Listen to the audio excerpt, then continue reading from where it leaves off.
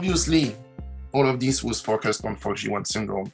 And what we all try and do and work towards is a cure. And every family would have heard of CRISPR, which is described here. Why this technology is so amazing, and I invite people to watch this video. It's freely available on the MIT website. Is because this protein here is capable of getting inside the nucleus via this pore here, as I explained you before. This protein is able to scan the entire genome to find the letter that has been changed, the mutation, to cut the DNA and stick back the normal sequence. So to revert really the genetic mutation. And we hope that this will be obviously gene therapy. We hope that this will be very efficient. It has proved efficient in other genetic disorder. One of the main problem that we have with FOXG1 syndrome is the fact that FOXG1 is expressed almost exclusively in neurons. So the tricky question is, how do you bring CRISPR within the neurons? That means in the brain, essentially. Of course, if you're affected with a genetic disorder that affects the blood, one can take the blood, put it in the lab in a dish, put CRISPR, and infuse it back into your body. You can't do that with neurons. So delivery is quite a limiting factor that we will have to overcome. But certainly we really have hope now that we have CRISPR and other technology, that gene therapy will be essentially a path to a cure. I think it's just worth mentioning quickly as well, accuracy has been an issue in the past. But if you think about, the moment you started the FOXG1 research and you think about now, like it blows my mind how far further we are with relation to that. When you start talking about base editing and things like that, it's really encouraging, I guess, certainly to myself, to see that we're just so much further forward. And I think about the next 5 and 10 and 15 years, where we're going to be at.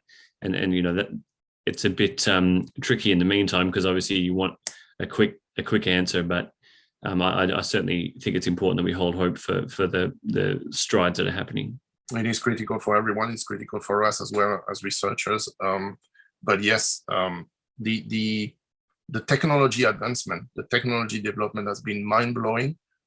We hope we can now materialize and indeed translate that into cures. There are indications that it's happening.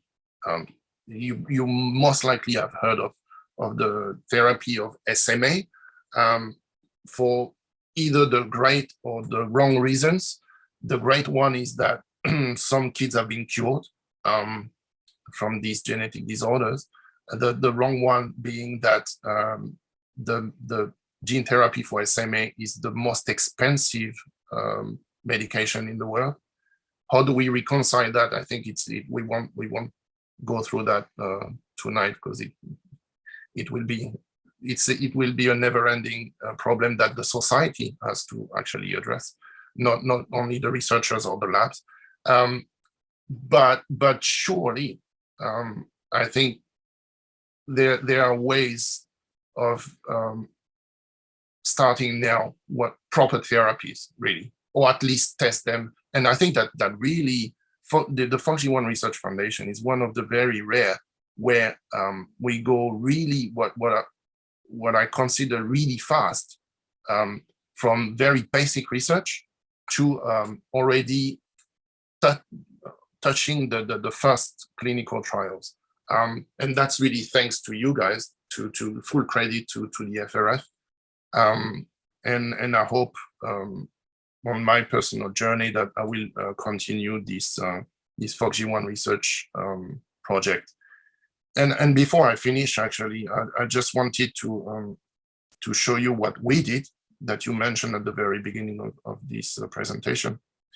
So Daniel, my PhD student, should actually take full credit for all of this. He's here. He has focused his entire thesis, so 3.5 years of his life, into doing all of this.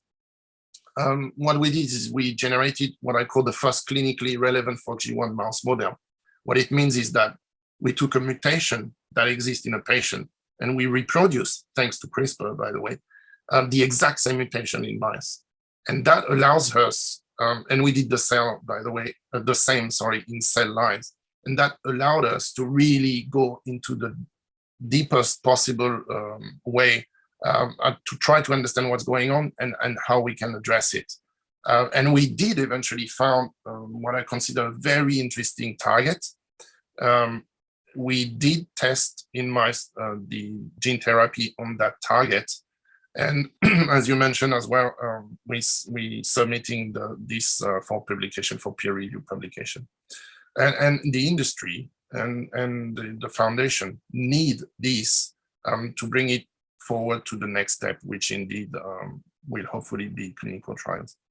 But really, if funding allows, what I would be interested in continuing, because as you can imagine, and as you've seen during the last hour or so, the complexity of the problem that we're trying to address is such that once we have an answer, usually we have another question that comes up immediately after.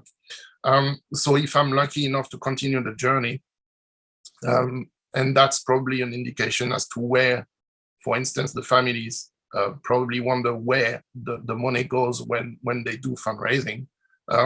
That what we've done, has been funded thanks to fundraising.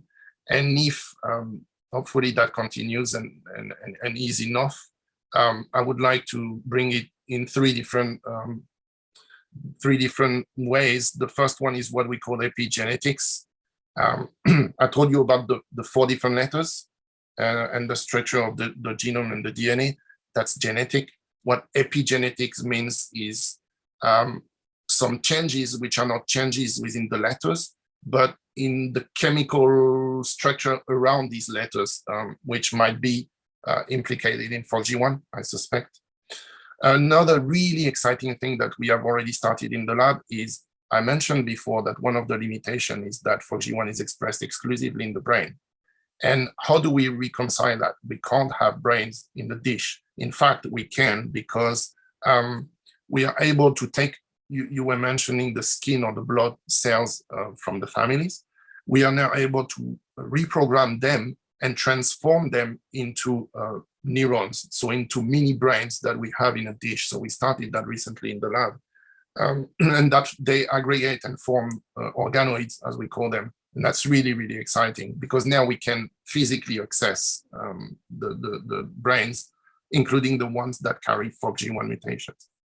And finally, my understanding of that is that that's going to help really risk manage or help us reduce the risk as we're trialing these sort of therapies before they get to the kids. Is that correct understanding? That absolutely. Beyond bringing even more information, as I said, we found one target in our studies, but I'm pretty sure there are other very interesting potential targets that will be relevant to FOXG1 syndrome.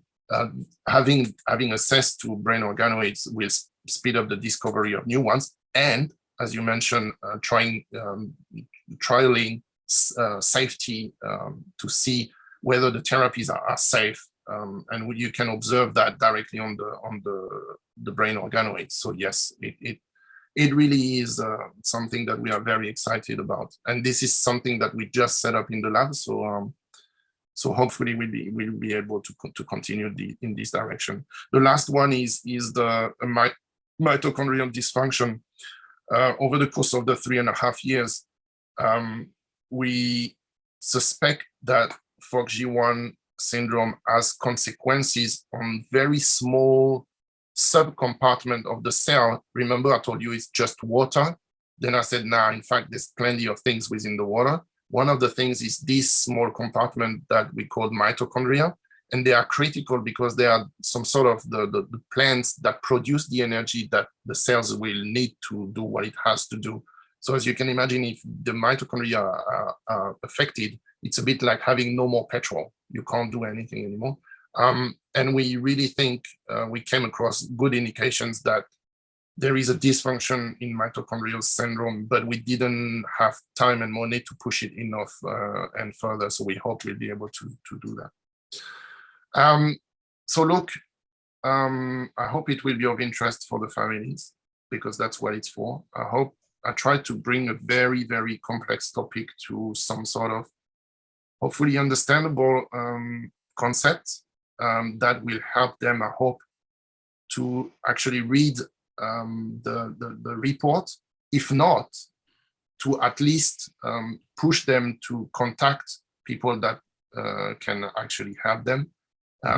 I've done that a lot over the last few years, and I'm happy, and many other of my colleagues are happy to do that as well. Thank you, Fabien. All right, this is your last slide. This is indeed my last slide. Thank you so much, Fabien. That was really, really good. You know, I always, you and I talk very often, and I always get a giggle when you tell me about basic research, and then you go into these extreme details. I don't understand how it's called basic, but you know, so be it. So I guess the message from us is thank you so much for the research you've done. The FOXG1 Research Foundation in Australia is all stood up, and we are able to take donations now. So we would be encouraging the families and anyone that we can get to do that, to make sure that we can fund Fabien and his research into the future.